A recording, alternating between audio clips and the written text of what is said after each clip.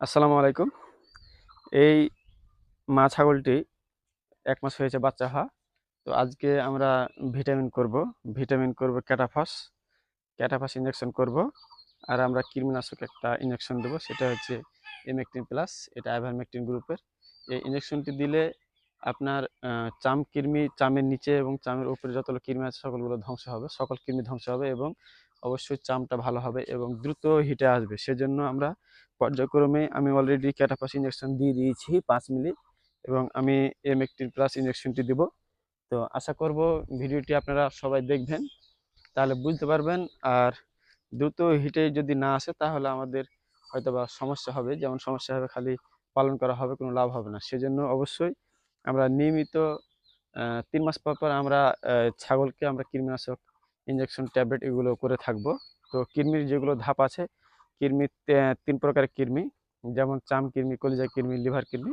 তো আমরা এক কৃমি থেকে আরেক কৃমি ৭ থেকে ১৪ দিন পর পর আমরা পর্যায়ক্রমে ৩টা কৃমি আমরা প্রয়োগ করব। আমরা কৃমিকে মুক্ত করব এবং গবাদি পশুকে সুস্থ রাখতে আমরা অবশ্যই যথাযথ পদক্ষেপগুলো গ্রহণ করব।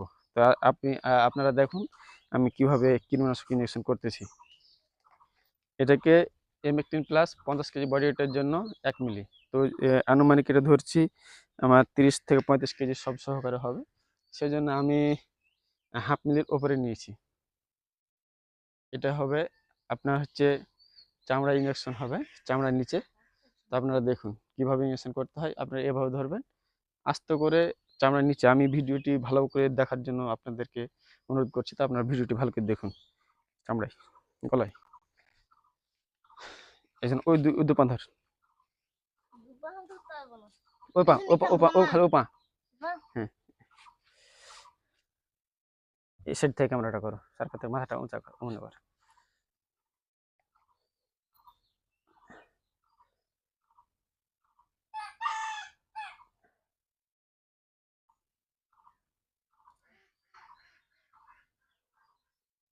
আমার অলরেডি হয়ে গেছে। এটাকে নেড়ে দিতে হবে, প্রায় ৩ দিন নাড়তে হবে, তাহলে হবে না। আর এই ইঞ্জেকশনটি যদি ভালো মতন প্রয়োগ করা যায় তাহলে একটু ছাগলটা একটু লাফালাফি করতে পারে, কোদাকুদি করতে পারে বা অস্থিরতা বোধ করতে পারে। তো আপনারা ভিডিওটি দেখুন, তাহলে ছাগলটি দেখুন, তাহলে বুঝতে পারবেন। যেহেতু এই ইঞ্জেকশনটি পরজীবী ধ্বংস করে, সেজন্য ছাগলগুলো একটু লাফালাফি, একটু অস্থিরতা বোধ করবে, এটাই স্বাভাবিক। তো আজকের মতো ভিডিওটি এখানে শেষ করছি। তো পরবর্তী ভিডিও দেখার জন্য সকলকে আমন্ত্রণ জানিয়ে শেষ করছি। খুদা হাফেজ।